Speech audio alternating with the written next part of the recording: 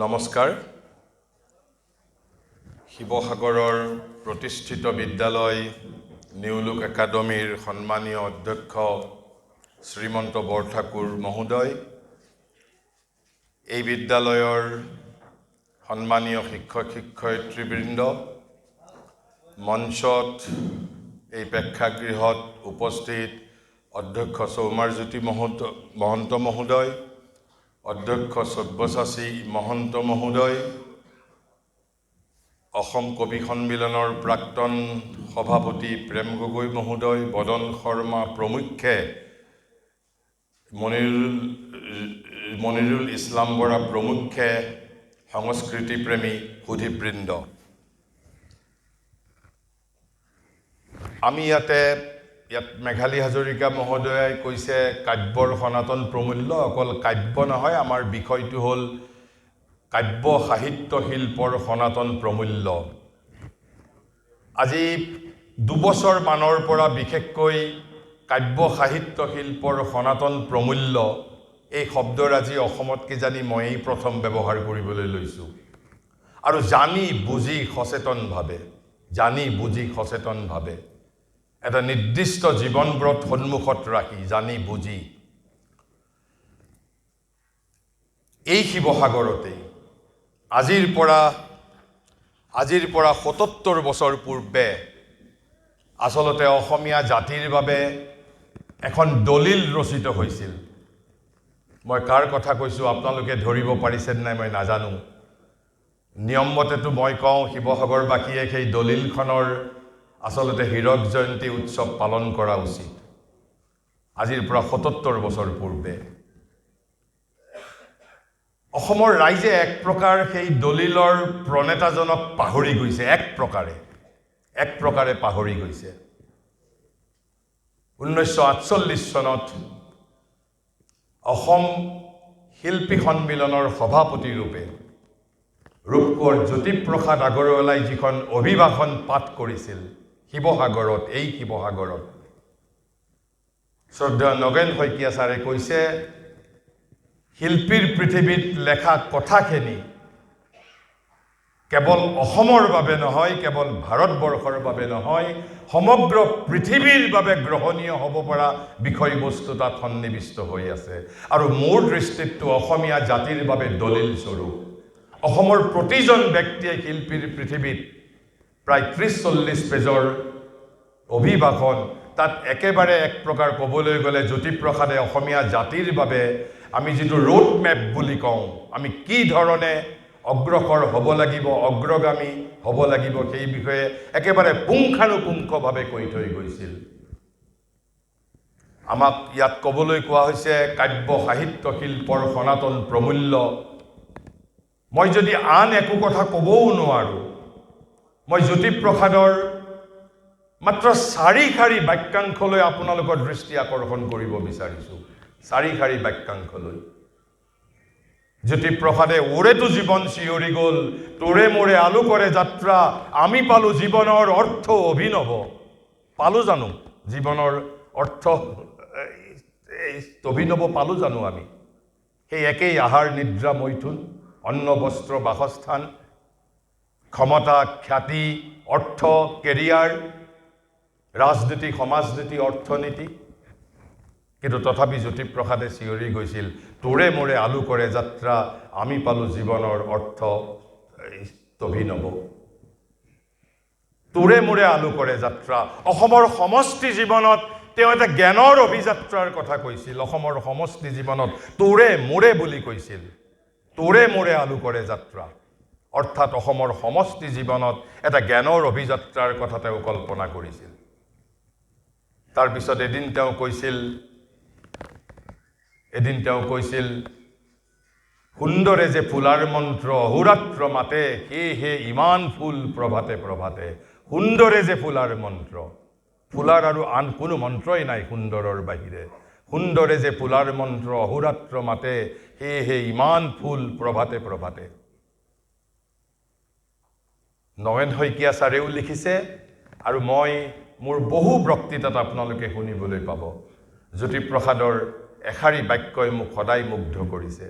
আৰু এক প্ৰকাৰ ক'বলৈ গ'লে সেই বাক্যশাৰীৰ মাজত তেওঁ সমগ্ৰ ভাৰতবৰ্ষৰ সংস্কৃতিক প্ৰতিনিধিত্ব কৰিছে, সমগ্ৰ ভাৰতবৰ্ষৰ সংস্কৃতি।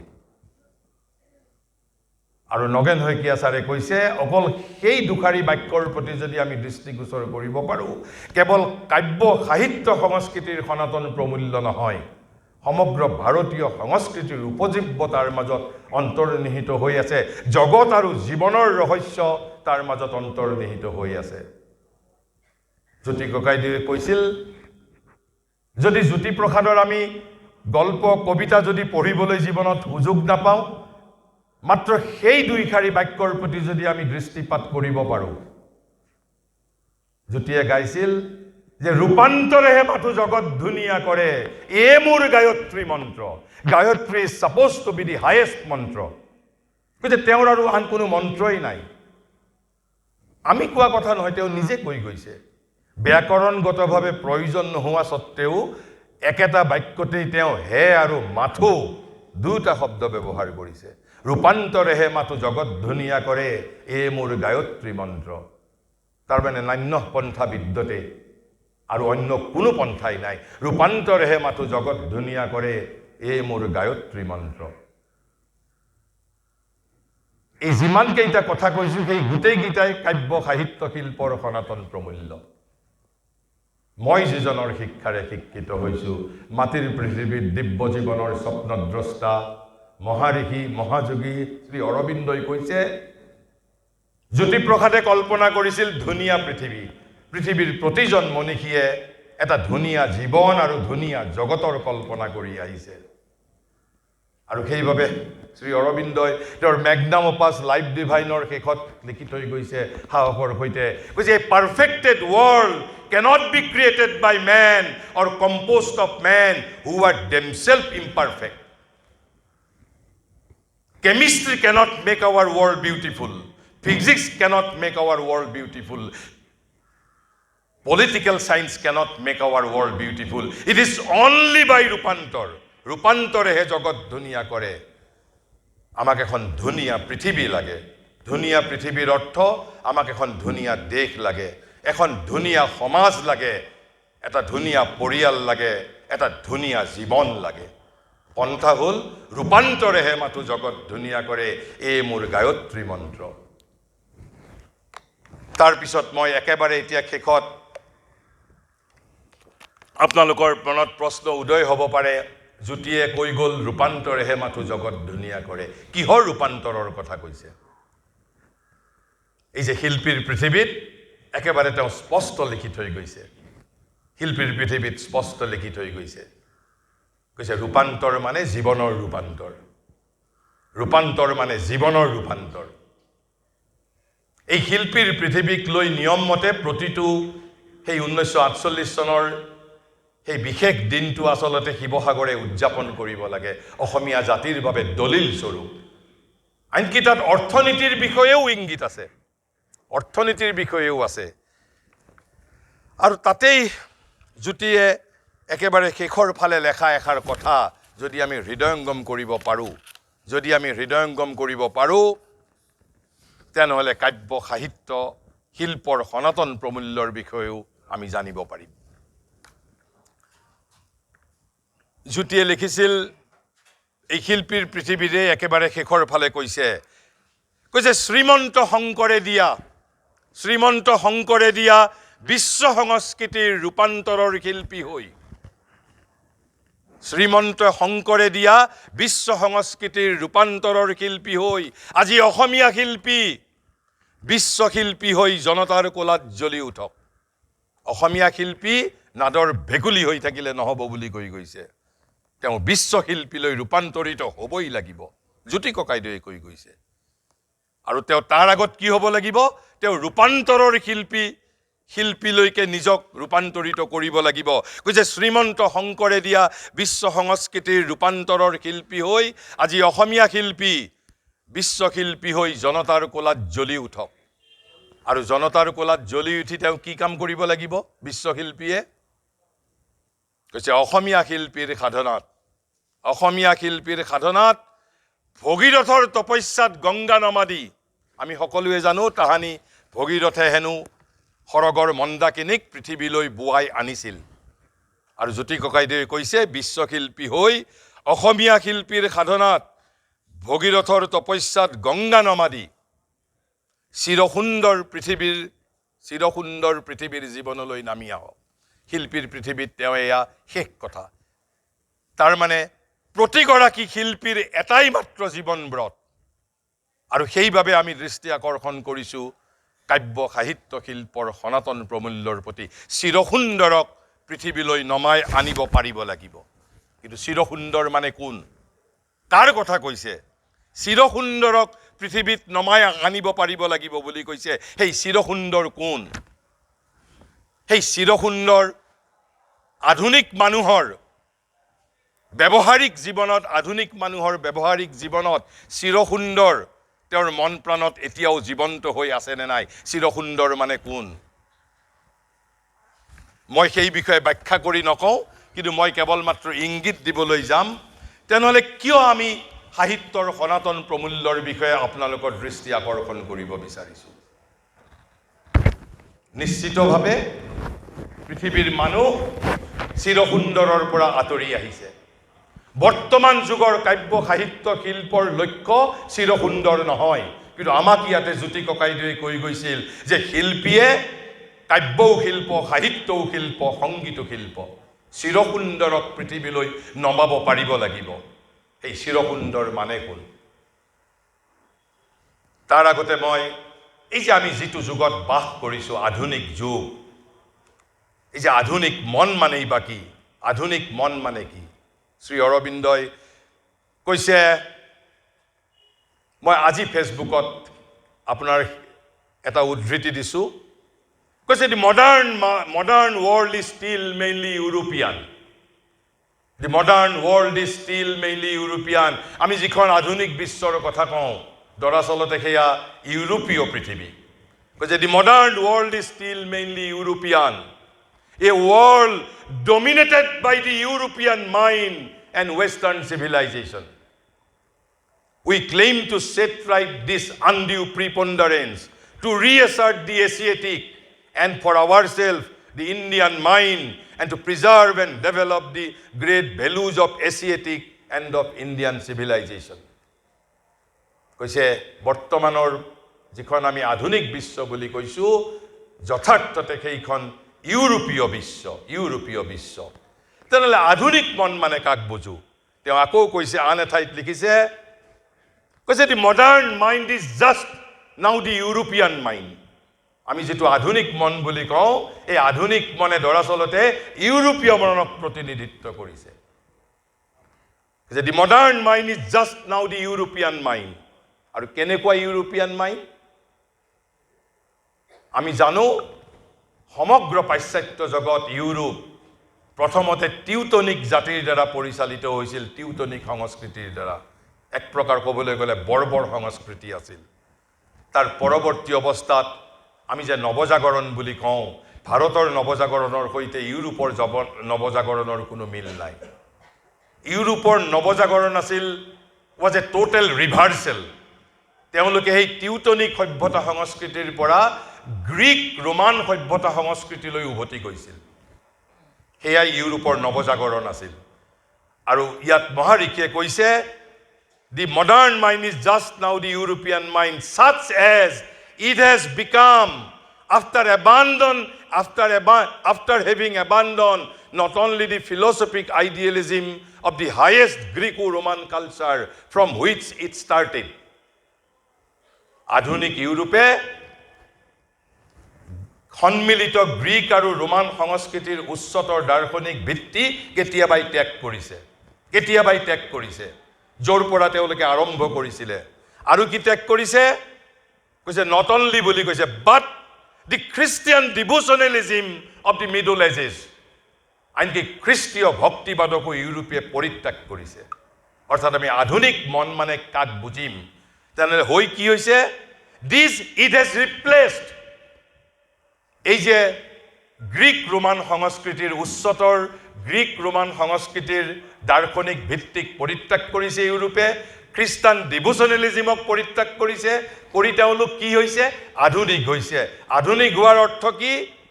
কৈছে ইট হেজ ৰিপ্লেচড, অৰ্থাৎ এই দুইটা বস্তুক তেওঁলোকে কাৰ দ্বাৰা ৰিপ্লেচ কৰিছে? কৈছে ইট হেজ ৰিপ্লেচড বাই অৰ ট্ৰেন্সমিউটেড, নিজকে ৰূপান্তৰিত কৰিছে into a practical idealism, and social, patriotic and philanthropic devotion, altruism, পৰোপকাৰবাদ, মানৱতাবাদ ইত্যাদি ইত্যাদি।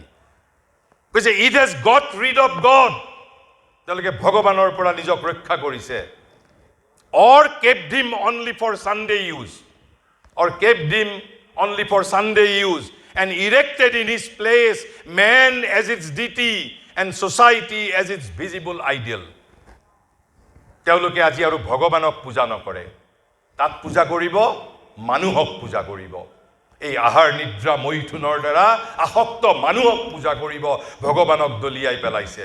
সমাজ তেওঁলোকৰ বাবে জীৱন্ত বিগ্ৰহ আৰু মানুহ হ'ল তেওঁলোকৰ উপাস্য। এই যে আমি আধুনিক সংস্কৃতি বুলি ক'লে সাধাৰণতে এইকেইটাই হৈছে তাৰ মূল উপজীব্য। অথচ আমাৰ ইয়াত জ্যোতি ককাইদেৱে কি কৈ গৈছে যে অসমীয়া শিল্পী শ্ৰীমন্ত শংকৰে দিয়া বিশ্ব সংস্কৃতিৰ ৰূপান্তৰৰ শিল্পী হৈ জনতাৰ কোলাত বিশ্বশিল্পী হৈ জ্বলি উঠিব লাগিব, আৰু বিশ্বশিল্পী হৈ তাহানি ভগীৰথে গংগাক পৃথিৱীলৈ নমাই অনাৰ দৰে চিৰসুন্দৰক পৃথিৱীলৈ নমাই আনিব পাৰিব লাগিব। অথচ তেওঁলোকে ভগৱানক পৰিত্যাগ কৰিছে, আৰু খুব বেছি তেওঁলোকে ৰবিবাৰৰ বাবে ভগৱানক সংৰক্ষণ কৰিছে। ভগৱানৰ জাগাত তেওঁলোকে কাক উপাস্য কৰি লৈছে? মানুহক, আৰু সমাজ তেওঁলোকৰ বাবে জীৱন্ত বিগ্ৰহ।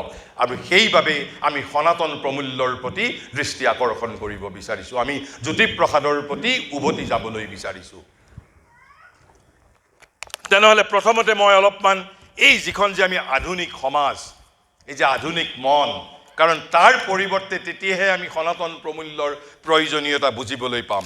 এইখিনিতো মই আধুনিক মনৰ বিষয়ে থুলমূলকৈ ক'লোঁ। তাৰপিছত মই কেইটামান বিশেষ কথা শ্ৰী অৰবিন্দই কৈছে, modern mind প্ৰিফাৰ্ছ usefulness two beautiful. আধুনিক মানুহৰ বাবে এতিয়া আৰু সুন্দৰ উপযোগী বস্তু নহয়, তেওঁলোকৰ বাবে উপযোগী বস্তুহে বেছি প্ৰয়োজনীয়। দে প্ৰিফাৰ ইউজফুল টু বিউটিফুল। আধুনিক সভ্যতাৰ এইটো এটা প্ৰধান বৈশিষ্ট্য। অথচ ইয়াত আমাৰ ৰূপকোঁৱৰে কি কৈ গৈছে? চিৰসুন্দৰক পৃথিৱীত নমাই আনিব পাৰিব লাগিব। It is for the modern mind. তেওঁলোকে চিৰসুন্দৰৰ পূজা কৰিব কাব্য সাহিত্য শিল্পৰ জৰিয়তে, নে তেওঁলোকে কিহৰ সাধনা কৰিব? It is for them to decide. তাৰপিছত মহাৰিষিয়ে কৈছে আধুনিক জগত মানে কৈছে this is purely commercial civilisation. বৰ্তমান যিটো যুগত আমি বাস কৰিছোঁ, এই যুগ কাব্য সাহিত্য শিল্প সংস্কৃতিৰ যুগ নহয়। This is purely commercialist. এই যুগত মানুহৰ বাবে ডিভিনিটি উপাস্য নহয়, হিউমেনিটি উপাস্য। মানুহে নিজেই নিজক উপাস্য কৰি তুলিছে। এই যুগত মানুহৰ বাবে enlightenment is not necessary. What is necessary then? Entertainment, not enlightenment. আধুনিক মানুহে বিচাৰে এণ্টাৰটেইনমেণ্ট। আধুনিক মানুহৰ বাবে আন্তৰ্জীৱন প্ৰয়োজনীয় জীৱন নহয়, কেৱল মাত্ৰ বাহ্য জীৱনটোহে প্ৰয়োজনীয়। কিন্তু জ্যোতি ককাইদেৱে শিল্পীৰ পৃথিৱীত আন্তৰ্জীৱনৰ কথাও কৈ গৈছে। একো বাদ দিয়া নাই। বৰ্তমান যুগত মানুহে আৰু আত্মাক বিচাৰি অন্বেষণ নকৰে। বৰ্তমান আধুনিক মানুহ নিজৰ অহঙক লৈ সন্তুষ্ট। বৰ্তমান মানুহ, আমাৰ যিবোৰ নিম্ন আৱেগ আছে, আধুনিক মানুহে স্লেভ টু হিজ লোৱাৰ ইম্পালচেছ। আধুনিক মানুহৰ এটা নলেজ ফবিয়া আছে, খুব ভয় কৰে জ্ঞানৰ কথা পাতিবলৈ খুব ভয় কৰে। আন একোকে ভয় নকৰে, মহাকাশত যাবলৈও ভয় নকৰে, যে মঙলত চাং পাতিম বুলি ক'বলৈও ভয় নকৰে, কিন্তু জ্ঞানক ভয় কৰে, নলেজ ফবিয়া আছে। তাৰপিছত নিজৰ সভ্যতা সংস্কৃতিক বিসৰ্জন দিছে আধুনিক মনে, নিজৰ সভ্যতা সংস্কৃতিক বিসৰ্জন দিছে। কিন্তু জ্যোতি ককাইদেৱে ইয়াত আমাৰ ঐতিহ্যৰ ভিত্তি কি হোৱা উচিত শিল্পীৰ পৃথিৱীত লিখি থৈ গৈছে। তাৰপিছত আধুনিক মানুহে নিজৰ মাতৃভাষাক পৰিত্যাগ কৰিছে। বিশেষকৈ এইটো ভাৰতবৰ্ষৰ ক্ষেত্ৰত প্ৰযোজ্য। ভাৰতবৰ্ষৰ বাহিৰে আন দেশে এতিয়াও কৰা নাই, আৰু বিশেষকৈ ভাৰতবৰ্ষৰ পূব ভাৰত আৰু পশ্চিম ভাৰতৰ ক্ষেত্ৰত বিশেষভাৱে প্ৰযোজ্য।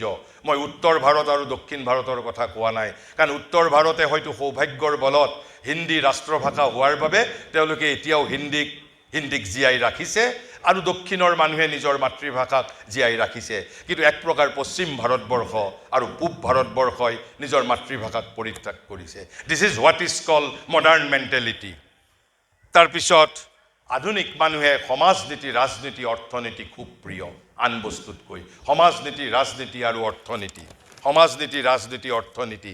তেনেহ'লে তাৰ পৰিৱৰ্তে আমি এই যে সনাতন প্ৰমূল্যৰ বিষয়ে ক'বলৈ বিচাৰিছোঁ, সনাতন প্ৰমূল্যৰ মই ইতিমধ্যে জ্যোতি ককাইদেৱে কোৱা যিকেইটা মই কথা কৈছোঁ তাৰ ভিতৰতেই সমগ্ৰ সনাতন প্ৰমূল্য অন্তৰ্নিহিত হৈ আছে। তাৰপিছত এই যে জ্যোতি ককাইদেৱে ক'লে আচলতে যে তোৰে মোৰে আলু কৰে যাত্ৰা আমি পালোঁ জীৱনৰ অৰ্থত অভিনৱ, এই বাক্যশাৰী আচলতে উপনিষদৰ এটা শ্লোকৰ সাৱলীল অসমীয়া ভাষান্তৰ। আপোনালোকে সদায় শুনি থকা জ্যোতি ককাইদেৱে সেয়া সৃজনশীলভাৱে, মই যে ক'লোঁ তেওঁ শাশ্বত ভাৰতবৰ্ষৰ প্ৰতিনিধি আছিল, শাশ্বত ভাৰতবৰ্ষৰ, তেওঁ কেৱল সৃজনীমূলকভাৱে আমি সদায় শুনি থকা এটা শ্লোক, অসতু মা সদ্গময় তমসু মা জ্যোতিৰ্গময় মৃত্যুৰ মা অমৃতম গময়। দিছ অমৃতম গময় ইজ দি জীৱনৰ অৰ্থ স্থবিনৱ। অৰ্থাৎ আমি অজ্ঞানৰ পৰা জ্ঞানৰ দিশে, আন্ধাৰৰ পৰা পোহৰৰ দিশে গতি কৰিছোঁ। আমি অসতৰ পৰা সতলৈ, আমি মৃত্যুৰ পৰা অমৃতত্বৰ দিশলৈ। দিছ মৃত্যুৰ মা অমৃতম গময় ইজ দি জীৱনৰ অৰ্থ স্থবিনৱ। তাৰপিছত বংগৰ এজন ভক্ত কবি আছিল, নাম ৰামপ্ৰসাদ সেন। যদি ৰামপ্ৰসাদ সেনৰ মাত্ৰ দুষাৰী বাক্য, মই যিখন ভাৰতীয় সংস্কৃতিৰ ভিত্তি আমি অনুবাদ কৰি পুৰস্কৃত হৈছিলোঁ তাত সেই দুষাৰী বাক্য আছে।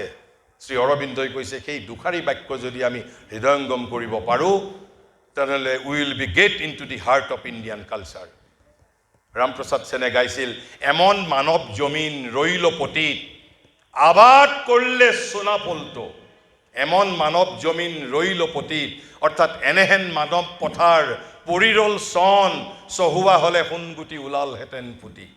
অৰ্থাৎ এই যে মানৱৰ জীৱনৰ যিটো সম্ভাৱনা, আধুনিক মানুহ এআইক লৈয়ে স্তম্ভিত হৈছে, কৃত্ৰিম বুদ্ধিমত্তাক লৈয়ে। মেন কেন ইভেন বিকাম ব্ৰহ্মণ, ভাৰতবৰ্ষই কৈছে, গীতাই কৈছে যে মানুহে নৰৰ পৰা যাত্ৰা আৰম্ভ কৰিছে, মানুহ এদিন নৰোত্তম হ'ব লাগিব, কিন্তু আমাৰ আচল নিয়তি হ'ল when we will become Narayan. এই যে মৃত্যুৰ মা অমৃতম গময় is the sense of becoming Narayanhood. আজি আমি কোন? গীতাই কৈছে মম এব অংশ সনাতন, at present I am Krishna's অংশ সনাতন। সেই কৃষ্ণ, একেই কৃষ্ণই গীতাৰ 4 নম্বৰ অধ্যায়ৰ 10 নম্বৰ শ্লোকত কৈছে যে ৰূপান্তৰৰ প্ৰক্ৰিয়াৰ মাজেৰে, ৰূপান্তৰ শব্দটো তেওঁ ব্যৱহাৰ কৰা নাই, জ্যোতি ককাইদেৱে ব্যৱহাৰ কৰিছে, কৈছে বীত ৰাগ ভয় ক্ৰোধা, ভয় ৰাগ ক্ৰোধ এইবোৰ নোহোৱা কৰি, অৰ্থাৎ ৰূপান্তৰিত কৰি, যে জ্ঞানৰূপ তপস্যাৰ দ্বাৰা পবিত্ৰ হৈ বহু দিনৰ মূৰত বহু মানুহ কৈছে মত ভাবম আগতা, মোৰ ভাবলৈ উত্তৰণ হ'ব। গীতাৰ আচল অৱতাৰ অহাৰ উদ্দেশ্য সেইটোহে। 7 আৰু 8 নম্বৰ শ্লোকত কোৱাটো নেচেচাৰী কণ্ডিশ্যন। এই যে ধৰ্ম সংস্থাপনাৰ্থায় বিনাশায় চ দুষ্কৃতাম, এয়া কেৱল নেচেচাৰী কণ্ডিশ্যন। এই দুটাৰ কথা টীকাকাৰসকলে খুব কয়। কিয় কয়? তাততো আমাৰ কৰিব লগা একো নাই কাম।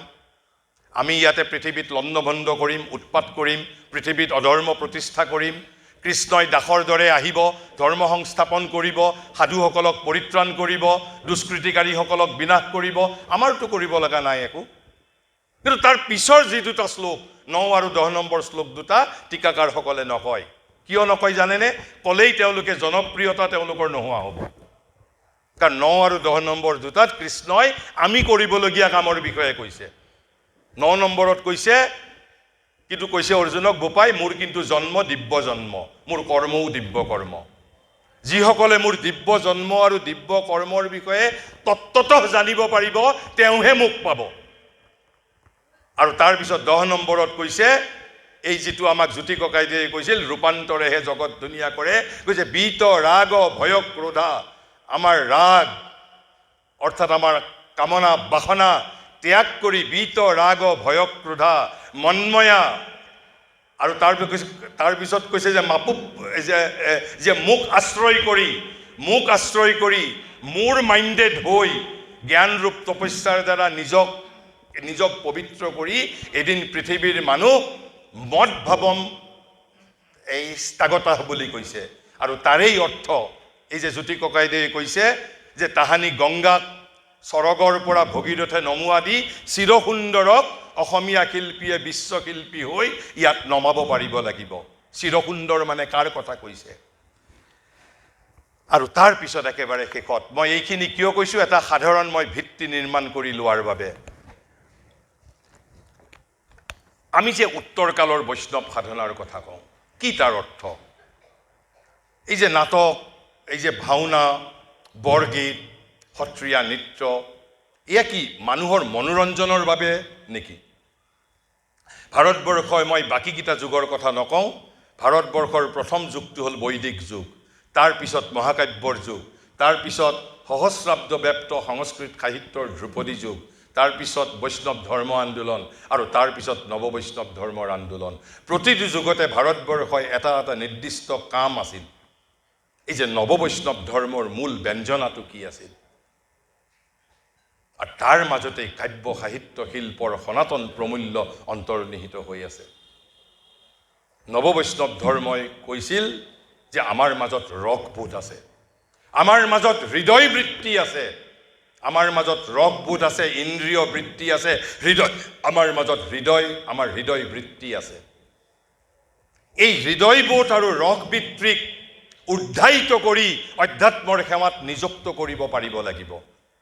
আপোনালোকে কল্পনা কৰক, যদি বৰগীত, আমাৰ যিটো ভিতৰত ৰুচিবোধ আছেই, সেইটো এটা বস্তু সত্য, এই বৰগীতৰ জৰিয়তে আমাৰ ৰসবোধক উদ্ধাৰিত কৰাৰ গোপন ষড়যন্ত্ৰ, যাতে মই আকৌ পশু অৱস্থালৈ ঘূৰি যাব নালাগে। এই ভাওনা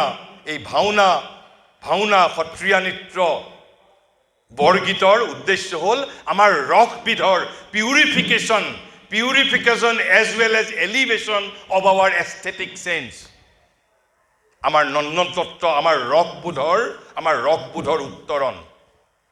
আৰু সেই উত্তৰণ হোৱাৰ পিছত কি কৰা হ'ব? সেয়া অধ্যাত্মৰ সেৱাত নিযুক্ত হ'ব। এয়াই নৱবৈষ্ণৱ ধৰ্ম আন্দোলনৰ একেবাৰে মূল তাৎপৰ্য। তেনেহ'লে যদি ৰূপান্তৰিত হ'ব নোৱাৰোঁ, এই যে জ্যোতি ককাইদেৱে ক'লে যে শ্ৰীমন্ত শংকৰে দিয়া বিশ্ব সংস্কৃতিৰ ৰূপান্তৰৰ শিল্পী হৈ, মই গীতাৰ পৰাও ক'লোঁ, গীতায়ো ৰূপান্তৰৰ কথা কৈছে। নৱবৈষ্ণৱ ধৰ্ম আন্দোলনৰো মূল উদ্দেশ্য হ'ল ৰূপান্তৰ, মোৰ ৰসবোধৰ ৰূপান্তৰ, নন্দন তত্ত্বৰ ৰূপান্তৰ। কাব্য সাহিত্য শিল্প সংস্কৃতি মানুহৰ ৰসবোধ, মানুহৰ হৃদয়বৃত্তি, মানুহৰ নন্দন তত্ত্বৰ লগত বিজড়িত বিষয়বস্তু। আৰু সেইবাবে সম্ভৱতঃ নগেনকীয়া ছাৰে কৈছে যে জ্যোতি ককাইদেউৰ আন কথা যদি আমি বুজিও নাপাওঁ, অকলে যে ৰূপান্তৰেহে মাথো জগত ধুনীয়া কৰে, এই মোৰ গায়ত্ৰী মন্ত্ৰ, সমগ্ৰ জীৱনৰ ৰূপান্তৰ। ভাৰতবৰ্ষই প্ৰতিটো যুগত এটা আমাৰ বৃত্তিক ৰূপান্তৰিত কৰাৰ প্ৰয়াস কৰিছিল। মই আনকেইটা যুগৰ কথা ক'বলৈ নাযাওঁ। তেনেহ'লে মই এইখিনি কথা কৈ মই এতিয়া অলপ তাত্ত্বিকভাৱে কিছু কথা ক'বলৈ বিচাৰিছোঁ। আমাক যদি কোনোবাই সোধে, তেনেহ'লে কাব্য সাহিত্য সংস্কৃতিৰ সনাতন প্ৰমূল্য ভাৰতবৰ্ষই আজিৰ পৰা 1000 বছৰ পূৰ্বেই, 1200 বছৰ পূৰ্বেই, 1300 বছৰ পূৰ্বেই মাত্ৰ এটা শ্লোকৰ দ্বাৰাই কাব্য সাহিত্য শিল্পৰ সনাতন প্ৰমূল্যৰ বিষয়ে কৈ গৈছে। কিন্তু এই কথা আমি কিয় ক'বলগীয়া হৈছে? সমগ্ৰ পৃথিৱীত যিমান সাহিত্য কৰ্মী আছে, আৰু তাৰে 99জনেই নজনাকৈ সমুদ্ৰৰ সিপাৰৰ সাহিত্যৰ প্ৰবাহৰ দ্বাৰা প্ৰভাৱান্বিত হৈছে, নজনাকৈ। আমি নজনাকৈ কিয় নজনাকৈ বুলি কৈছোঁ কেৱল অসমীয়া সাহিত্য নহয় কেৱল বাংলা সাহিত্য নহয় ভাৰতবৰ্ষৰ প্ৰতিটো ইয়াত দুজনকৈ অধ্যক্ষ আছে তেওঁলোকে প্ৰয়োজন হ'লে ইয়াতে বিশ্ববিদ্যালয়ৰ ইয়াতে শিক্ষয়িত্ৰীও আছে আপোনালোকে গৈ নিজৰ নিজৰ পাঠ্যক্ৰমত চাব তেওঁলোকে পাশ্চাত্যৰ 5টা সাহিত্যৰ আন্দোলনৰ বিষয়ে পঢ়ে আমাৰ সাধাৰণ সাহিত্যকৰ্মীয়ে সেই সাহিত্য আন্দোলনবোৰৰ বিষয়ে নাজানে কিন্তু তাৰ যিটো উপজীব্যৰ দ্বাৰা প্ৰভাৱান্বিত হয় পাশ্চাত্যৰ মানুহ আলোকিত হৈছিল কেৱল 16শ শতিকাত প্ৰথম তেওঁলোকৰ আলোকৰ যাত্ৰা আৰম্ভ হৈছে 16শ শতিকা মানত এজ অফ এনলাইটেনমেণ্ট বুলি কয় আৰু 16শ শতিকাৰ পূৰ্বেই ইয়াত নৱবৈষ্ণৱ ধৰ্মৰ আন্দোলনে পৰাকাষ্ঠা লাভ কৰিছিল ভাৰতবৰ্ষত এজ অফ এনলাইটেনমেণ্টৰ পিছত তেওঁলোকৰ তাত এটা আন্দোলন আহিল সেইটোক কোৱা হয় ক্লাছিচিজম অৰ্থাৎ এই যে মই ক'লোঁ গ্ৰীক সভ্যতা সংস্কৃতিৰ দ্বাৰা ইউৰোপৰ মানুহে নিজক পৰিচালিত কৰিবলৈ যত্ন কৰিছিল তাৰ পিছত আহিল নিউ ক্লাছিচিজম নব্য ধ্ৰুপদী যুগ এই নব্য ধ্ৰুপদী যুগো গ্ৰীক সভ্যতা সংস্কৃতিৰে আন এটা ৰূপ তাৰ পিছত আহিল ৰোমান্টিচিজম ৰমন্যাসবাদৰ পিছত আহিল আধুনিক যুগ এই আধুনিক যুগৰ সৰ্বপ্ৰধান উপজীব্য হ'ল মানুহে নিজৰ ব্যৱহাৰিক জীৱনৰ পৰা ভগৱানক দলিয়াই দিলে ভগৱানৰ ঠাইত কাক প্ৰতিষ্ঠা কৰিলে মানুহে নিজেই নিজক প্ৰতিষ্ঠা কৰিলে তেতিয়াৰ পৰাই পৃথিৱীৰ সাহিত্যৰ ধাৰা পৰিৱৰ্তিত হৈ গ'ল আপোনালোকে নিজৰ নিজৰ কাব্য সাহিত্যত চাব জ্যোতি ককাইৰ দৰে আমি আৰু আজিকালি চিৰসুন্দৰৰ কথা নকওঁ সুন্দৰে যে ফুলাৰ মন্ত্ৰ অহোৰাত্ৰ মাতে সেয়েহে ইমান ফুল প্ৰভাতে প্ৰভাতে সেই বিষয়ে আমি নকওঁ আৰু এতিয়াতো কয় আধুনিক যুগ হেনো অতিক্ৰান্ত হ'ল তেওঁলোকে কিবা এটা কৈছে এতিয়া উত্তৰ আধুনিক যুগ হেনো বৰ্তমান সাহিত্যত আকৌ আন কিছুমানে ক'বলৈ সাহস কৰিছে উত্তৰ আধুনিকো বোলে অতিক্ৰান্ত হৈছে এতিয়া কি যুগ উত্তৰ আধুনিক যুগে হেনো সমগ্ৰ পৃথিৱীৰ সাহিত্যক প্ৰশাসিত কৰিছে এয়া হ'ল সাধাৰণ সাহিত্যৰ আন্দোলন আমাৰ সাধাৰণ সাহিত্যকৰ্মীয়ে নাজানে সেইবাবে আমি সাহিত্যৰ সনাতন প্ৰমূল্যৰ বিষয়ে জ্যোতিপ্ৰসাদে কৈ যোৱা কথাক পুনৰ ৰাইজৰ মাজত আনিবলৈ ইচ্ছাকৃতভাৱে সচেতনভাৱে প্ৰয়াস কৰিছোঁ কাৰণ সমগ্ৰ পৃথিৱীৰ মানুহে বিশেষকৈ ভাৰতবৰ্ষৰ মানুহে একেবাৰে বান্দৰৰ দৰে নহ'লেও কপিসুলভ দৃষ্টিভংগীৰে সমুদ্ৰৰ সিপাৰৰ সাহিত্য তত্ত্বৰ দ্বাৰা নিজক পৰিচালিত কৰিছে সচেতনভাৱেই হওক অৱচেতনভাৱেই হওক তেনেহ'লে তাৰ পৰিৱৰ্তে ভাৰতবৰ্ষৰ সনাতন প্ৰমূল্যই কি কৰি গৈছে আৰু আপোনালোক আচৰিত হ'ব ভাৰতবৰ্ষৰ বাহিৰে পৃথিৱীত আন এখন দেশ নাই আন কোনো দেশ নাই য'ত য'ত খ্ৰীষ্টপূৰ্ব পঞ্চম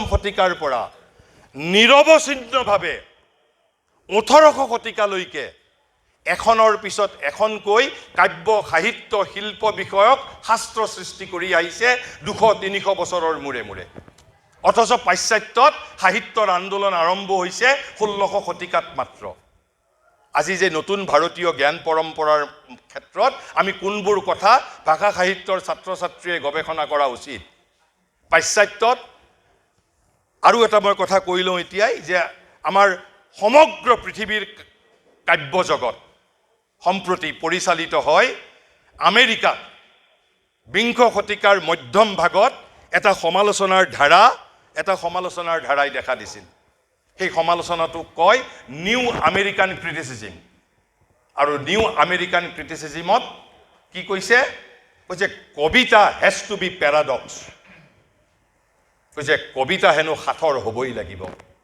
তাৰ তৰপ থাকিব লাগিব আৰু পাঠকে অহুপুৰুষাৰ্থ কৰি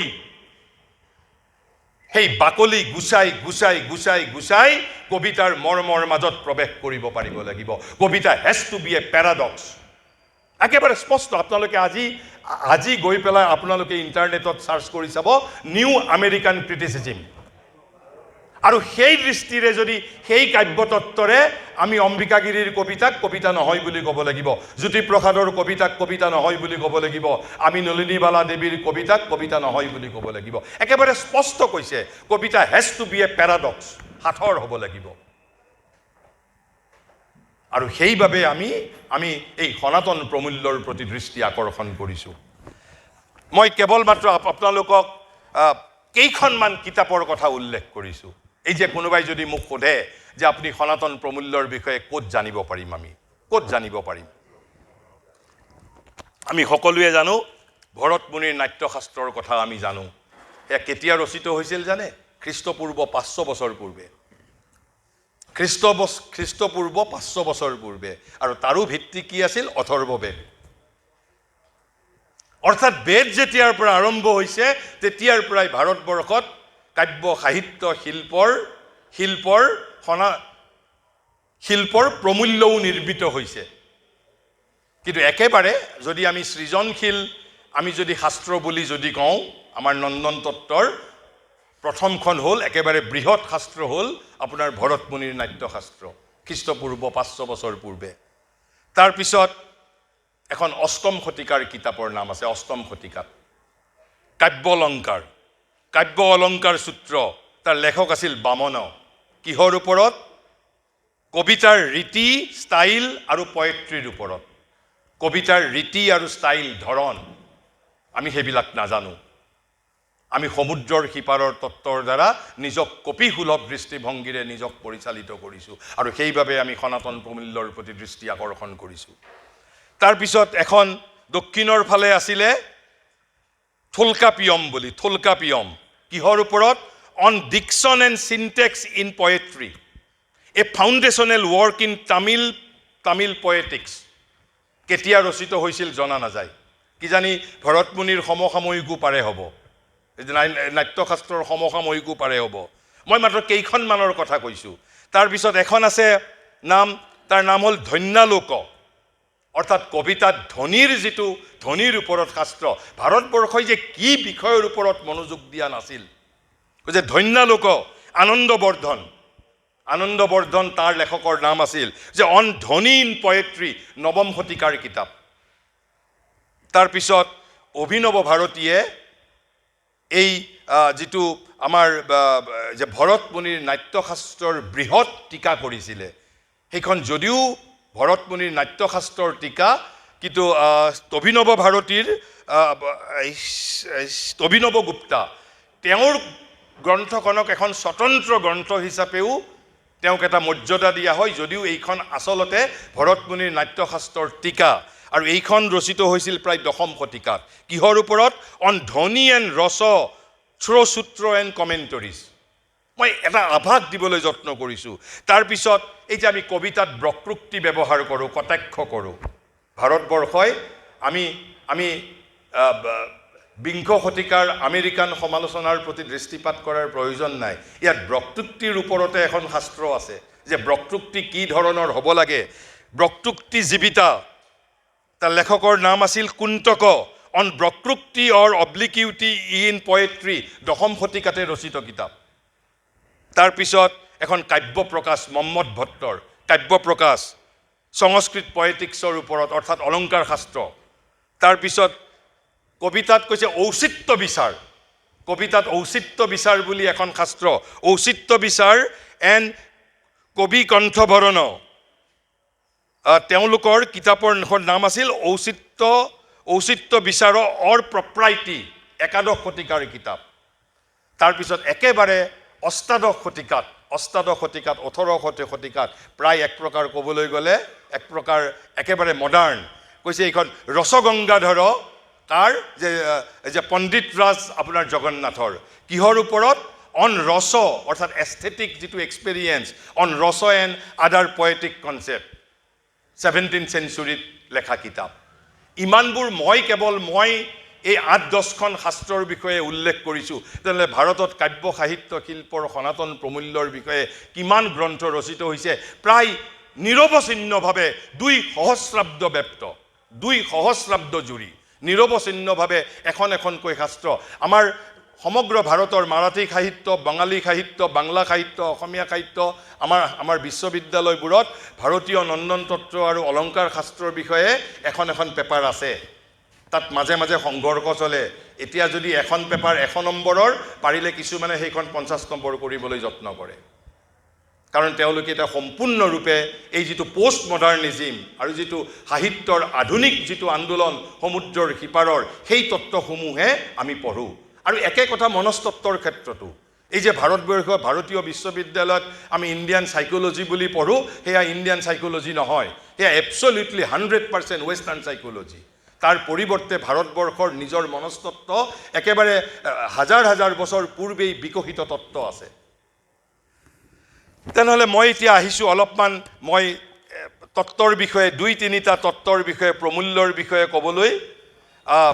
যদি আমি আন একো প্ৰমূল্যৰ বিষয়ে নাজানো, ইয়াত আমাক জ্যোতি ককাইদেৱে যিখিনি কথা কৈ গ'ল, শ্ৰী অৰবিন্দই যিখিনি কথা কৈ গ'ল, মই নৱবৈষ্ণৱ ধৰ্ম আন্দোলনৰ যিটো ব্যঞ্জনা দিলোঁ, ৰূপান্তৰৰ কথা ক'লোঁ, সেই একেই কথা সংস্কৃত সাহিত্যৰ ধ্ৰুপদী যুগৰ বিখ্যাত নাট্যকাৰ আমি ভৰ্তৃহৰিৰ নীতি শতকম পঢ়িছোঁ। নীতি শতকমৰ 12 নম্বৰ যিটো শ্লোক, তাৰ মাজত তেওঁ যি ধৰণে সমগ্ৰ পৃথিৱীৰ মানুহক কটাক্ষ কৰিছে, আৰু আজিলৈকে নোবডি হেজ অবজেক্টেড টু, গতিকে সেয়া পৃথিৱীৰ মানুহে স্বীকাৰ কৰা বুলি ধৰি ল'ব লাগিব।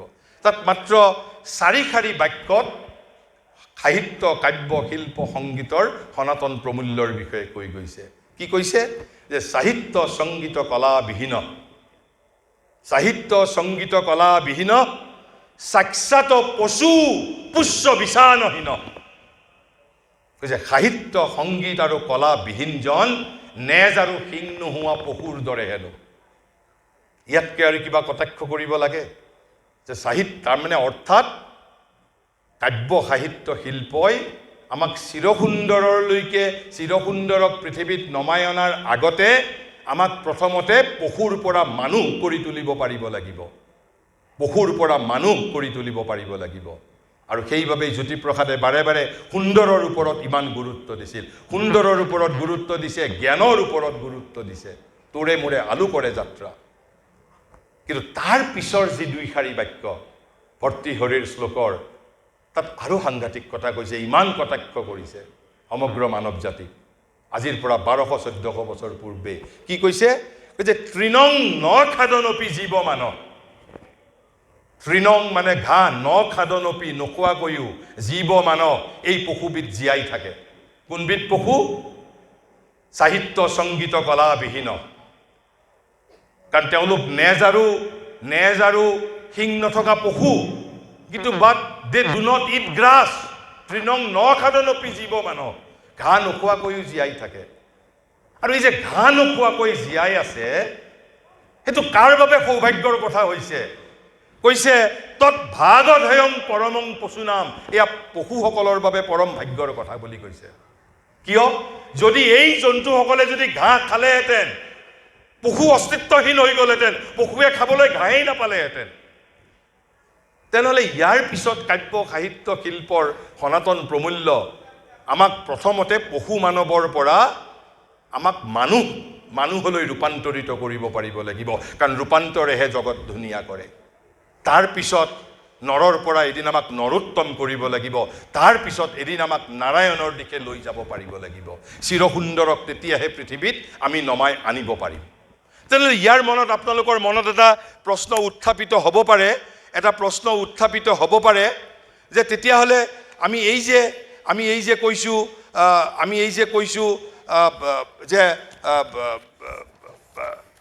যে সাহিত্য, সংগীত, কলা নথকা মানুহ, তেতিয়াহ'লে পৃথিৱীৰ প্ৰত্যেকজন মানুহেই জ্যোতিপ্ৰসাদ হৈ যাব লাগিব নেকি? প্ৰত্যেকজন মানুহেই বিষ্ণুৰাভা হৈ যাব লাগিব নেকি? প্ৰত্যেকজনেই সত্যজিৎ ৰায় হ'বই লাগিব নেকি? লতা মংগেশকাৰ, ভূপেন হাজৰিকা হ'বই লাগিব নেকি? এই শ্লোকশাৰীৰ অৰ্থ সেইটো নেকি? শ্ৰী অৰবিন্দই কৈছে নহয়, এই শ্লোকৰ অৰ্থ সেয়া নহয়। তেওঁ কি কৈছে? সকলোৱে শিল্পী, সাহিত্যিক হৈ উঠিব লাগিব, এনে কথা অপৰিহাৰ্য নহয়, অথবা এই কথাৰ তাৎপৰ্যও সেয়া নহয়। তেনেহ'লে তাৎপৰ্য কি? যে সাহিত্য সংগীত কলাবিহীন সাক্ষাৎ পশু পুষ্য বিছানহীন। বুঝছে এই কথাৰ তাৎপৰ্য হ'ল প্ৰত্যেকৰে কলাসুলভ সামৰ্থ্য আৰু বৃত্তি বিকশিত হওক। প্ৰত্যেকৰে কলাসুলভ সামৰ্থ্য আৰু বৃত্তি বিকশিত হওক, তেওঁৰ ৰসবোধ প্ৰশিক্ষিত হওক, তেওঁৰ সৌন্দৰ্যবোধ আৰু ৰূপ তথা ৰঙৰ অন্তৰ্দৃষ্টি আৰু ৰূপ তথা ৰঙত যি অভিব্যক্ত হৈছে সি প্ৰকৃতিগতভাৱে সক্ৰিয় সঠিক আৰু সংবেদনশীল হৈ উঠক।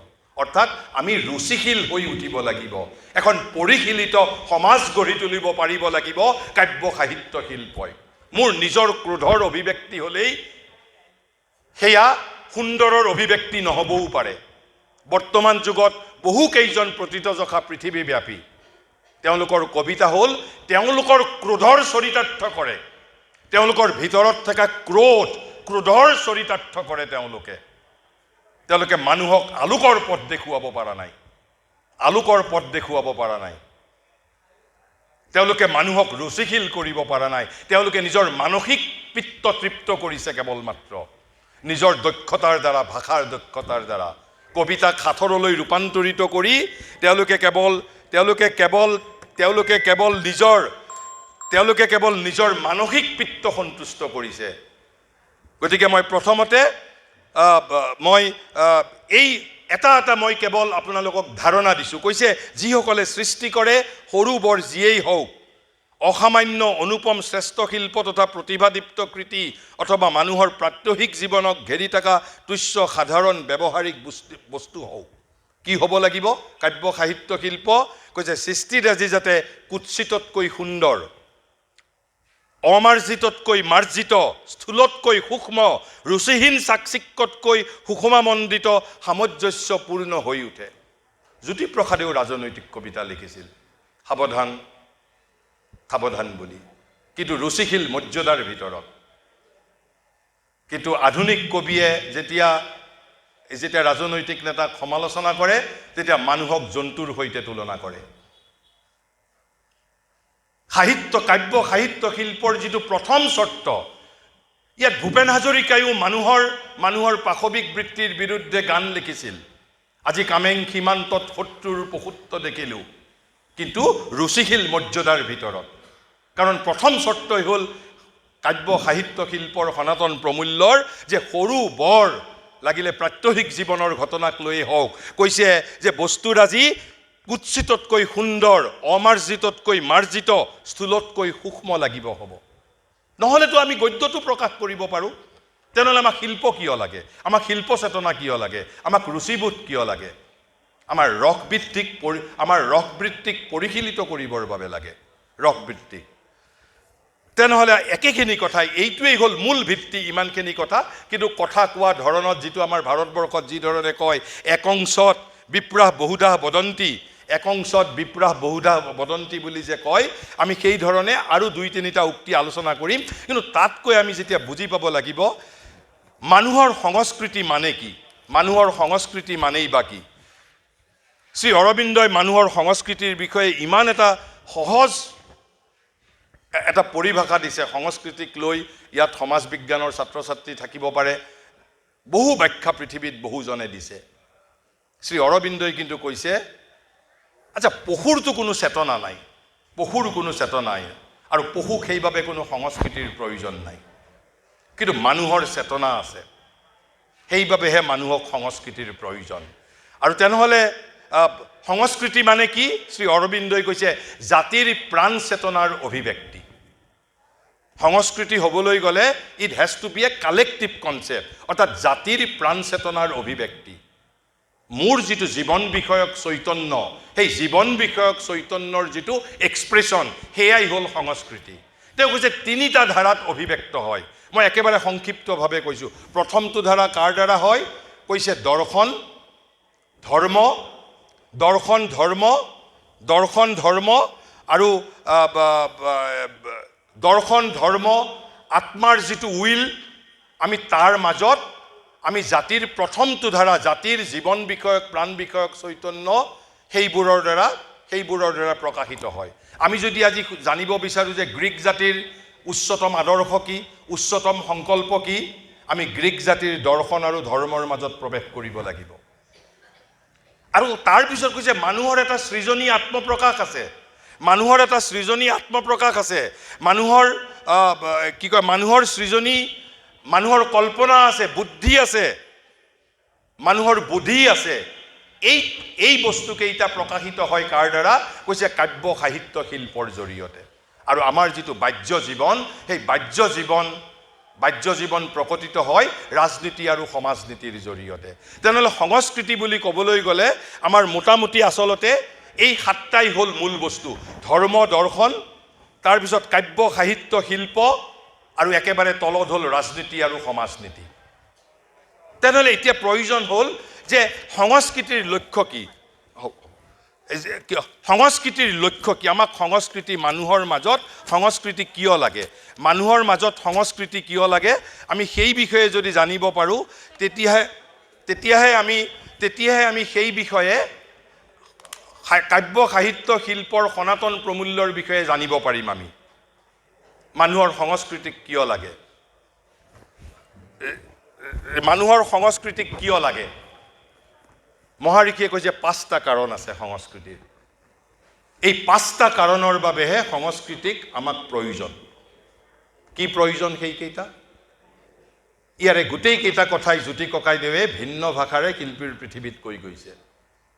প্ৰথম কৈছে তেওঁ জ্ঞানৰ অভিমুখে লৈ যোৱা।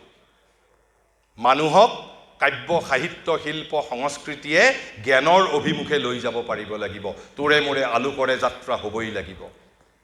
অচতু মা সৎগময় তমসু মা জ্যোতিৰ্গময় হ'বই লাগিব। জ্ঞানৰ অভিমুখে লৈ যাব পাৰিব লাগিব। কিয়? কাৰণ কি? কিয় আমাক জ্ঞান দিয়াৰ প্ৰয়োজন হৈছে? কাৰণ আমাৰ যাত্ৰা আৰম্ভ কৰোঁ অতল স্পৰ্শ অজ্ঞানৰ পৰা।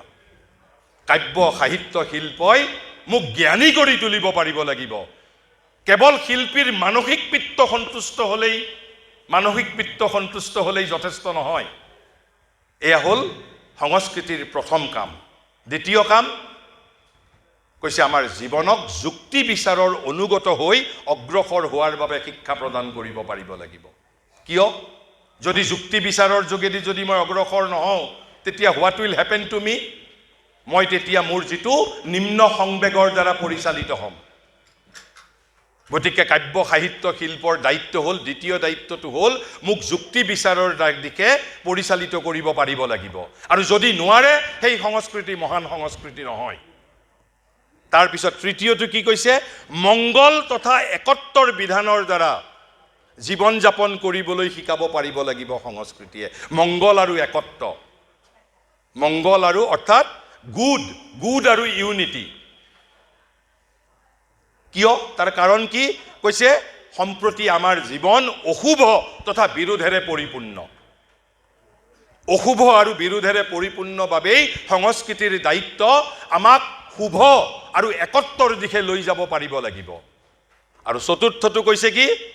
কৈছে আমাক সৌন্দৰ্য আৰু সুসামঞ্জস্যৰ দিশে সংস্কৃতিয়ে লৈ যাব পাৰিব লাগিব। কিয় লৈ যাব পাৰিব লাগিব?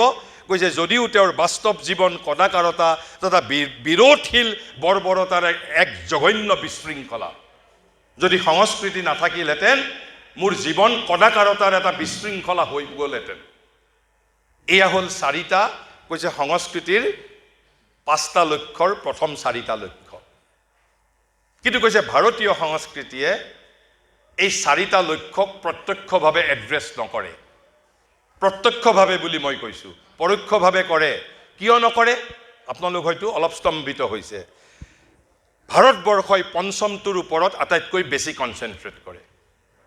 পঞ্চমটো মই ক'ম কিয় পঞ্চমটোৰ ওপৰত কৰে। কৈছে দি ফিফথ ইনক্লুডছ অল দিছ 4। এই পঞ্চমটো যিটোৰ ওপৰত গুৰুত্ব প্ৰদান কৰে সেইটোৱে বাকী 4টা is automatically taken care of. অৰ্থাৎ জ্ঞান, যুক্তি, শুভ আৰু একত্ব আৰু সৌন্দৰ্য আৰু সামঞ্জস্য, এইকেইটাই হ'ল সংস্কৃতিৰ লক্ষ্য। সংস্কৃতিৰ লক্ষ্য মানে ধৰ্মৰ লক্ষ্য, দৰ্শনৰ লক্ষ্য, কাব্য সাহিত্য শিল্পৰ লক্ষ্য, সমাজ আৰু ৰাজনীতিৰ লক্ষ্য। আমি ইয়াত কাব্য সাহিত্যৰ বিষয়ক আলোচনা কৰিছোঁ। পঞ্চমটো কি? কৈছে চিৎস্বৰূপৰ উচ্চতম বিধান অনুসৰি অগ্ৰসৰ হ'বলৈ শিকোৱা। অৰ্থাৎ যাতে মই আত্মাৰ দ্বাৰা আত্মনৰ দ্বাৰা যাতে নিজৰ জীৱনক পৰিচালিত কৰিব পাৰোঁ আত্মাৰ কৈছে চিৎস্বৰূপৰ উচ্চতম বিধান অনুসৰি কিয় কৈছে বৰ্তমান তেওঁৰ জীৱন অহং সৰ্বস্ব বৰ্তমান তেওঁৰ জীৱন অহং সৰ্বস্ব বস্তুগত তথা অনাধ্যাত্মিক আৰু সেইবাবেই কৈছে চিৎস্বৰূপৰ বিধান not the law of constitution not the law of political constitution but law of the spirit যে মই জীৱন যাতে পৰিচালিত কৰিব পাৰোঁ by the law of the spirit কিয় যে বৰ্তমান জীৱন মোৰ অহং সৰ্বস্ব মেটেৰিয়েলিষ্টিক আৰু আনস্পিৰিচুৱেল অনাধ্যাত্মিক আৰু তাৰপিছত সেইবাবে কৈছে যদি কোনো এক সভ্যতাৰ মাজত এইসমূহ লক্ষ্যৰ এটাও দৃষ্টিগোচৰ যদি নহয় তেনে ক্ষেত্ৰত এনে সভ্যতাৰ সংস্কৃতি আছে বুলি ক'ব পৰা নাযায় আৰু সেইবাবে ওৰেটো জীৱন জ্যোতিপ্ৰসাদে ইয়াৰ দুটা কথাৰ ওপৰত আলোক আৰু জ্ঞান আলোক আৰু সৌন্দৰ্য এই দুটাৰ ওপৰত বাৰে বাৰে জ্যোতিয়ে বাৰে বাৰে ৰিপিটেডলি হি ৱাজ ইনচিষ্টিং অন যে তোৰে মোৰে এই তালুকৰে যাত্ৰা আৰু তেওঁতো সাধাৰণ সুন্দৰৰ কথা কোৱা নাই চিৰসুন্দৰক পৃথিৱীত নমাই অনাৰ কথা কৈ থৈ গৈছে তেনেহ'লে ভাৰতবৰ্ষ কৈছে কিন্তু প্ৰাচীন ভাৰতবৰ্ষই এইসমূহ লক্ষ্যৰ অন্তিমটোকেই উচ্চতম বুলি ধাৰণা কৰিছিল বাকীকেইটাক গুৰুত্ব দিয়া নাই সেইটো নহয় কৈছে অন্তিমটোকেই উচ্চতম বুলি গ্ৰহণ কৰিছিল কিয় কৈছে কিয়নো এই লক্ষ্যৰ মাজত আন সকলো লক্ষ্য অন্তৰ্ভুক্ত হৈ আছে অৰ্থাৎ জ্ঞান সৌন্দৰ্য সামঞ্জস্য শুভ একত্ব আৰু যুক্তি এই চাৰিটা বস্তুৱেই পঞ্চম লক্ষ্যটোৰ মাজত অন্তৰ্ভুক্ত হৈ আছে তেনেহ'লে আমি সংস্কৃতিত কাব্য সাহিত্য শিল্পৰ সংস্কৃতিত ক'ত তাৰ ভূমিকা ক'ত তাৰ সম্বন্ধ আৰু সংস্কৃতিৰ লক্ষ্য কি আৰু এই লক্ষ্যকে আমি কাব্য সাহিত্য শিল্পৰ সনাতন প্ৰমূল্য বুলি ক'বলৈ আমি খুজিছোঁ তাৰপিছত তেনেহ'লে মই ইয়াতে আন এটা কথাৰ প্ৰতি দৃষ্টি আকৰ্ষণ কৰিব বিচাৰিছোঁ আপোনালোক সাহিত্যৰ কৰ্মী হিচাপে যদি কোনোবাই সোধে যে সাহিত্যই পৃথিৱীত এতিয়ালৈ কি কৰিব পাৰিছে পৃথিৱীৰ ৰূপান্তৰৰ ক্ষেত্ৰত সাহিত্যই অতীতত কিবা ভূমিকা গ্ৰহণ কৰিছে নে কৰা নাই যদি আমাক সোধে আমি কি ক'ম সিদিনালৈকে আমেৰিকাত দাস প্ৰথা আছিল আমাৰ ভাৰতবৰ্ষত নাছিল আমেৰিকাত আছিল আজিৰ পৰা 150-200 বছৰলৈকে এই আধুনিক যুগতো আমেৰিকাত দাস প্ৰথা আছিল কিন্তু আজি নাই কেনেকৈ নোহোৱা হ'ল ৰাজনীতিয়ে নোহোৱা কৰিলে নেকি নে সমাজনীতিয়ে নোহোৱা কৰিলে নে আমাৰ অৰ্থনীতিয়ে নোহোৱা কৰিলে এই যে সেই দাস প্ৰথাৰ পৰা বৰ্বৰ অৱস্থাৰ পৰা আমি আজি আধুনিক এটা জটিল সমাজ ব্যৱস্থাত যে আমি পদাৰ্পণ কৰিছোঁ কোনে সহায় কৰিছে আমাক শ্ৰী অৰবিন্দৰ এখন কিতাপ আছে নেশ্যনেল ভেলু অফ আৰ্ট সৰু কিতাপ মাত্ৰ 4টা প্ৰবন্ধ একেবাৰে সৰু 20 পেজমানৰ কিতাপ নেশ্যনেল ভেলু অফ আৰ্ট কিতাপখনত তেওঁ নেশ্যনেল ভেলু অফ আৰ্ট বুলি কওঁতে কেৱল ভাৰতৰ জাতীয় কলাৰ কথা কোৱা নাই প্ৰতিটো জাতিৰ বাবে কৈছে যে নেশ্যনেল ভেলু অফ আৰ্ট যে কাব্য সাহিত্য শিল্পৰ জাতীয় প্ৰমূল্য কি আছে কৈছে পৃথিৱীত যেতিয়া হৃদয় বৃত্তি আৱিষ্কৃত হ'ল হৃদয় বৃত্তি বিকশিত নোহোৱালৈকে পৃথিৱী পৰিৱৰ্তিত হোৱা নাছিল কিন্তু হৃদয় বৃত্তিও অকলে পাৰা নাছিল আমি যিমানেই নিন্দা নকৰোঁ কিয় প্ৰথম অৱস্থাত হৃদয় বৃত্তিৰ সৈতে আন 3টা বস্তুৱে পুৰণি পৃথিৱীক ভাঙি চিঙি চুৰমাৰ কৰি দিছিল সেই 3টা বস্তু কি কৈছে প্ৰথমটো কৈছে philosophy second is religion third is ethics religion philosophy and ethics with the help of develop heart faculty এই 4টাৰ একত্ৰিত প্ৰয়াসত পুৰণি সমাজ ভাঙি গৈছিল এক নতুন সমাজৰ ভিত্তি স্থাপিত হৈছিল তাৰপিছত পৃথিৱীত আহিল চিন্তাৰ আন্দোলনক কোনে সহায় কৰিছে কৈছে 2টা বস্তুৱে সহায় কৰিছিল development of imagination faculty and the development of faculty of reason আৰু ইমাজিনেশ্যন এই 2টা ফেকাল্টি যেতিয়া বিকশিত হৈছিল তেতিয়া পৃথিৱীত চিন্তাৰ আন্দোলন ত্বৰান্বিত হৈছিল কিন্তু প্ৰশ্ন হ'ল আমাৰ কল্পনাবৃত্তিক কোনে সহায় কৰিছিল আৰু ৰিজনক কোনে সহায় কৰিছিল এই যুক্তিবৃত্তিটোক বা বুদ্ধিযুক্তিক কোনে সহায় কৰিছিল মই প্ৰথমতে ৰিজনৰ কথা কৈছোঁ ৰিজনক সহায় কৰিছিল আকৌ 3টা বস্তুৱে কি 3টা বস্তুৱে এগেইন ফিলচফি ক্ৰিটিচিজিম এণ্ড ছায়েন্স বিজ্ঞানৰ ভূমিকা তাতেই এই তিনিটা বস্তুৱে আমাৰ ফেকাল্টি অফ ৰিজন, আমাৰ যুক্তিবৃত্তিটোক বিকশিত কৰি সহায় কৰিছিল। কোনে? বিজ্ঞানে, সমালোচনাই আৰু দৰ্শনে এগেই। তেনেহ'লে এই কল্পনা বৃত্তিটোক কোনে সহায় কৰিছিল? কল্পনা বৃত্তিটোক শ্ৰী অৰবিন্দই কৈছে কাব্য, সাহিত্য আৰু শিল্পই। তেনেহ'লে এই চিন্তাৰ আন্দোলনটোক ত্বৰান্বিত কৰাৰ ক্ষেত্ৰত অতীতত কাব্য, সাহিত্য, শিল্পই নিজৰ ভূমিকা পালন কৰিছে। মই সেই কথাটোৰ প্ৰতি কেৱল আপোনালোকৰ দৃষ্টি আকৰ্ষণ কৰিছোঁ। তেনেহ'লে এতিয়া মই দুই তিনিটা সাহিত্যৰ তত্ত্বৰ বিষয়ে ক'বলৈ বিচাৰিছোঁ, দুই তিনিটা সাহিত্যৰ তত্ত্বৰ বিষয়ে।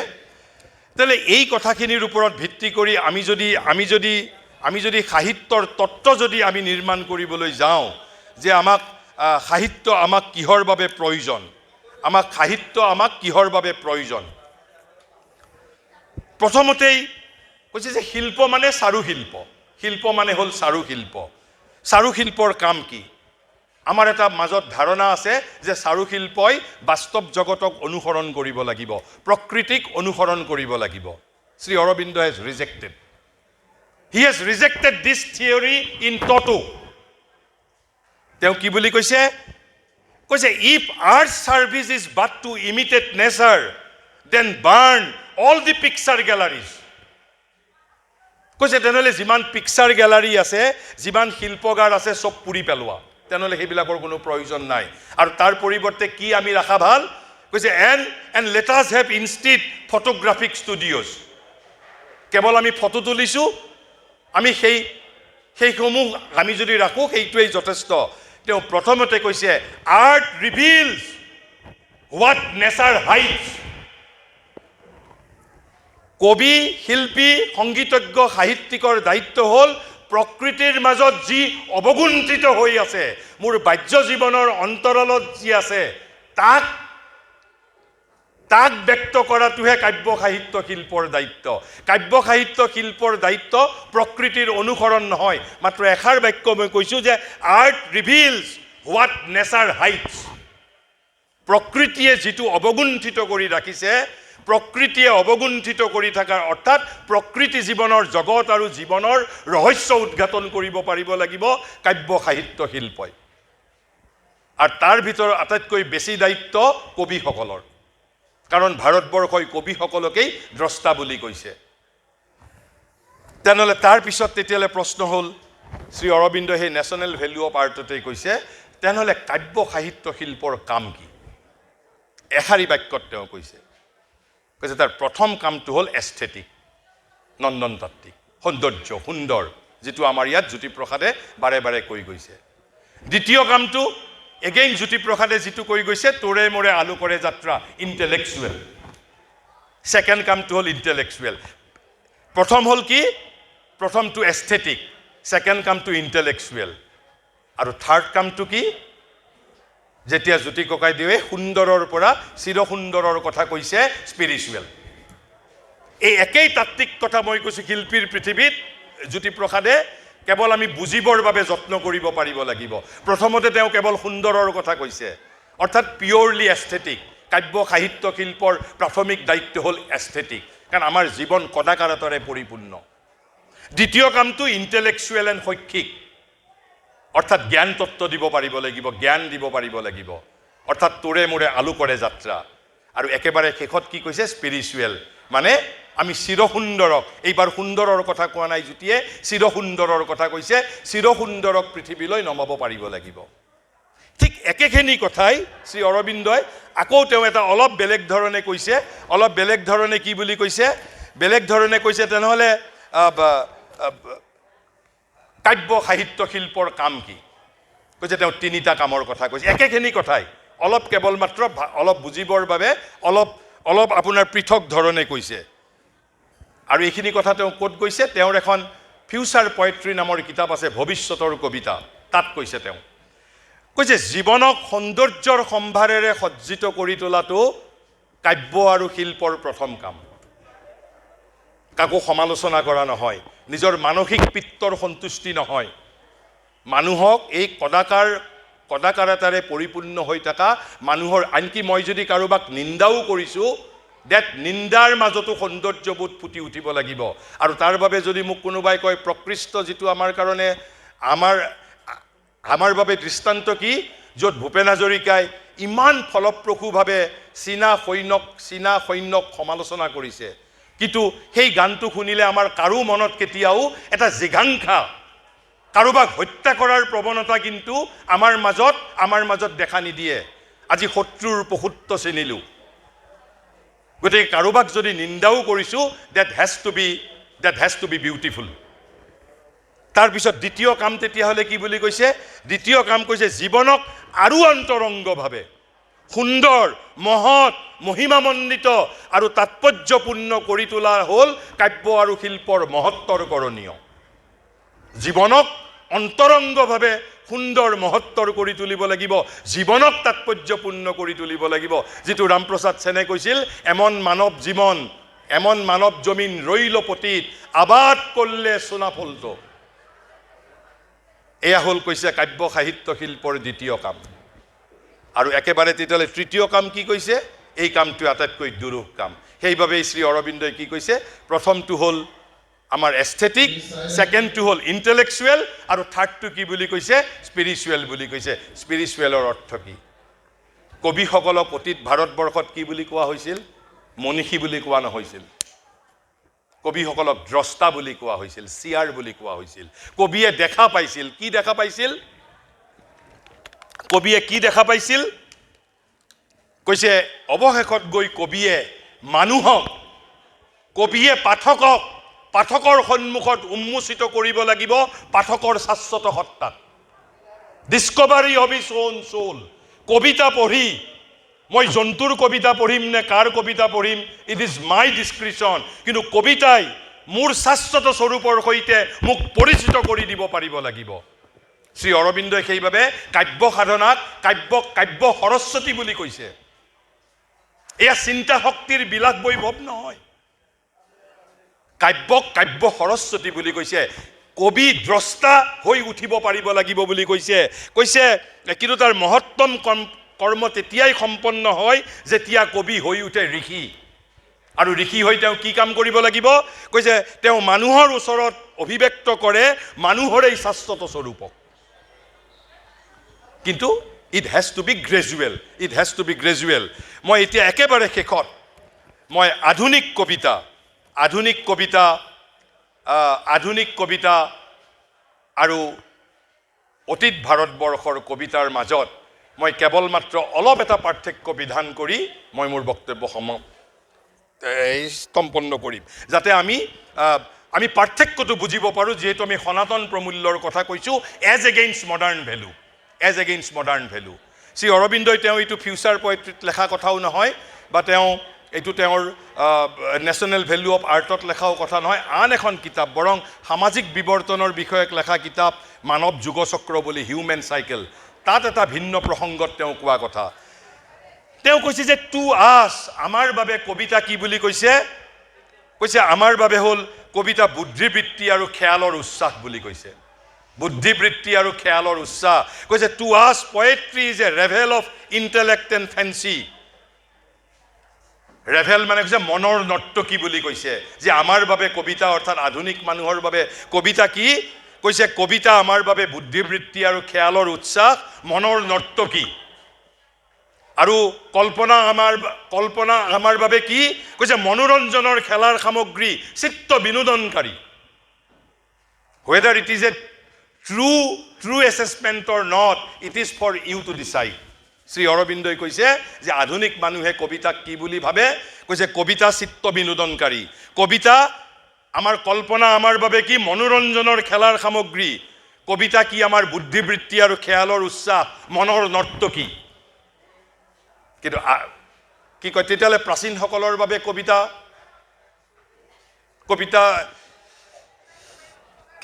কবিতা কি তেতিয়াহ'লে? কৈছে প্ৰাচীনসকলৰ বাবে কবি আছিল দ্ৰষ্টা। প্ৰাচীনসকলৰ বাবে কবিৰ পৰিচয় আছিল কবি দ্ৰষ্টা। তেওঁ কি কৰে? তেওঁৰ বাবে কল্পনা মনোৰঞ্জনৰ খেলাৰ সামগ্ৰী নহয়, বুদ্ধিবৃত্তি খেয়ালৰ উচ্ছ্বাস নহয়, কবিতা তেওঁৰ বাবে মনৰ নৰ্তকী নহয়, চিত্ত বিনোদনকাৰী নহয়। তেওঁ কি কৰে ঋষি হৈ? কৈছে তেওঁ নিগুৰ সত্যসকল উদ্ঘাটন কৰে, দূৰবগা সত্য, ডিষ্টেণ্ট ট্ৰুথ তেওঁ উন্মুক্ত কৰে। কৈছে তেওঁৰ বাবে কল্পনা কোনো কুশলী সভানৰ্তকী নহয়, কুশলী সভানৰ্তকী নহয়, তেনেহ'লে কি? কৈছে দেৱগৃহৰ হোত্ৰী, দেৱগৃহৰ পুৰোহিত, দেৱগৃহৰ হোত্ৰী। দেৱগৃহৰ হোত্ৰী, তেওঁৰ কাম কি? কৈছে যাৰ কাম অলিক কাহিনীৰ জাল গোঠা নহয়, তেনেহ'লে তেওঁৰ কাম কি? কৈছে দূৰবগা নিগুৰ সত্যক ৰূপদান কৰা। সত্যক ৰূপদান কৰাটোহে প্ৰাচীন যুগত কবিসকলৰ কাম আছিল। আৰু আধুনিক যুগত কবিৰ কাম কি? কবিতা বুদ্ধিবৃত্তিক খেয়ালৰ উচ্ছাস, বুদ্ধিবৃত্তিক খেয়ালৰ উচ্ছাস, মনোৰঞ্জনৰ খেলাৰ সামগ্ৰী, চিত্ত বিনোদনকাৰী মনৰ নৰ্তকী। আৰু এটা প্ৰশ্ন ইয়াত ক'বলৈ থাকি গ'ল। ঋগ্বেদ একেবাৰে ৰূপক আৰু উপমাৰে পৰিপূৰ্ণ হৈ আছে, আধুনিক কবিতাও ৰূপকৰ দ্বাৰা পৰিপূৰ্ণ হৈ আছে। পাৰ্থক্য কিবা জানো আছে? যে there is a radical and fundamental difference. Radical fundamental ডিফাৰেঞ্চটো কি? শ্ৰী অৰবিন্দই কৈছে বৈদিক ৰচনা শৈলীত যিটো উপমা আৰু ৰূপক ব্যৱহাৰ হৈছিল সেয়া গভীৰ উদ্দেশ্যত ব্যৱহৃত হৈছিল। সেই গভীৰ উদ্দেশ্যটো কি? প্ৰথমতে কৈছে যে চিন্তাধাৰাৰ চমক দেখাবৰ বাবে নহয়, চিন্তাধাৰাৰ চমক দেখাবৰ বাবে ঋগ্বেদৰ কবিসকলে উপমা আৰু ৰূপক ব্যৱহাৰ কৰা নাছিল। কিহৰ বাবে? আৰু চিন্তাধাৰাৰ চমক দেখাবৰ বাবে নহয়, সেইবোৰে গভীৰ উদ্দেশ্যত ব্যৱহৃত হৈছিল।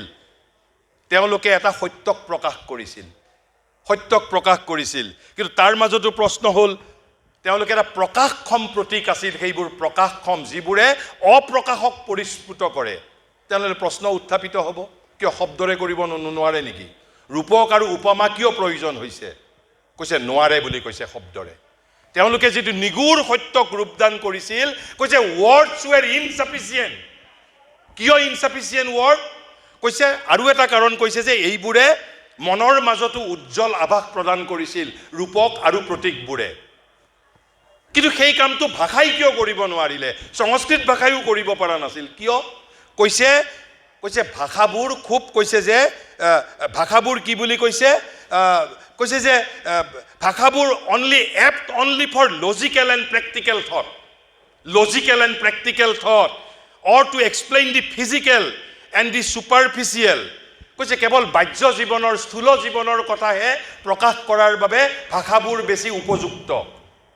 সেইবাবে তেওঁলোকে আউট অফ নেচেচিটি ৰূপক আৰু প্ৰতীক ব্যৱহাৰ কৰিছিল। ভাষাৰে তেওঁলোকে যিটো সত্যক অভিব্যক্ত কৰিবলৈ বিচাৰিছে সেই সত্যক অভিব্যক্ত কৰিবলৈ তেওঁলোক দে ৱেৰ আটাৰলি ইনকেপেবল অফ। তেওঁলোকৰ শক্তি নাছিল, ক্ষমতা নাছিল, সেইবাবে তেওঁলোকে ৰূপক আৰু প্ৰতীক ব্যৱহাৰ কৰিছিল।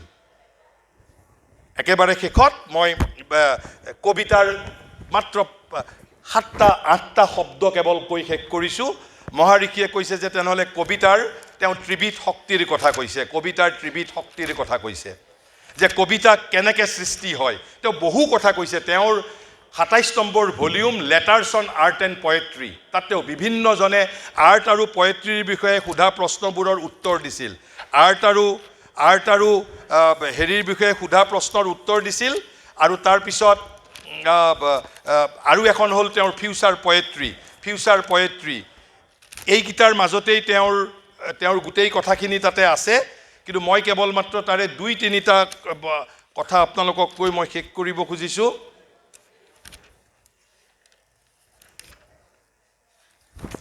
তেওঁ কৈছে কাব্যৰ 3টা শক্তি আছে বুলি কৈছে।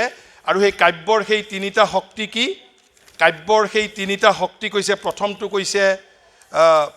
প্ৰথমটো কৈছে ইনস্পিৰেশ্যন। যদি কবি হ'ব লাগে তেওঁৰ এটা প্ৰেৰণা থাকিব লাগিব, নট মটিভেশ্যন। প্ৰেৰণা থাকিব লাগিব, প্ৰেৰণা 24 ঘণ্টা তেওঁৰ ভিতৰত থাকিব লাগিব। আৰু প্ৰেৰণা আহে অতীন্দ্ৰিয় জগতৰ পৰা, প্ৰেৰণা। দ্বিতীয়টো কি? আকৌ কৈছে বিউটি, সৌন্দৰ্য। তৃতীয় আনন্দ, ডিলাইট।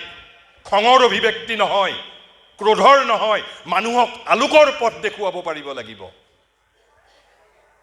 আৰু শ্ৰী অৰবিন্দই কৈছে এই 3টা শক্তিৰ পৰাই কবিতা সৃষ্টি হয়। আকৌ সৃষ্টি হোৱাৰ পিছত কবিতাই আমাক এই 3টা শক্তিলৈ লৈ যায়।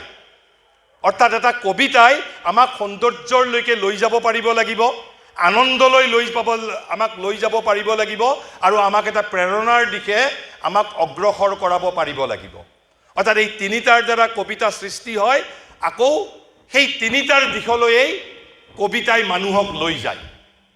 আৰু তাৰপিছত তেওঁ কবিতাৰ 5টা সূৰ্যৰ কথা কৈছে, বহুত কথা কৈছে। মই কেৱল একেবাৰে বুলেট পইণ্টত ক'ব পৰাকৈ মাত্ৰ মই কথাটো কৈছোঁ।